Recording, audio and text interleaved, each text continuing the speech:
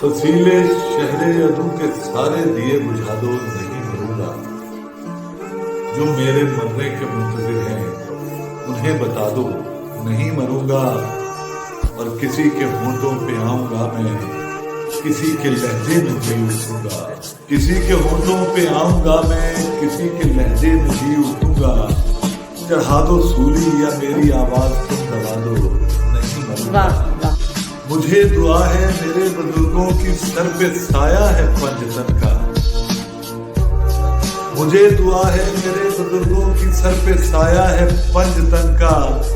ہزار تعویذ چلے کر لو یا بد دعا دو، نہیں مروں گا۔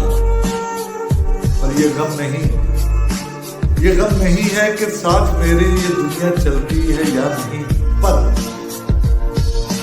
یہ غم نہیں ہے کہ ساتھ میرے یہ دنیا چلتی ہے یا نہیں، پر میری صدا میں جو اپنی آواز تم ملا دو، نہیں مروں گا۔ کتاب قصے کہانیوں پر کروں گا سایہ، یہ یاد رکھنا۔ کتاب قصے کہانیوں پر کروں گا سایہ، یہ یاد رکھنا۔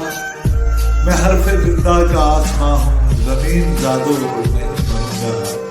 فصیلے شہر عدو کے سارے دیے بجھا دو، نہیں مروں گا۔ جو میرے مرنے کے منتظر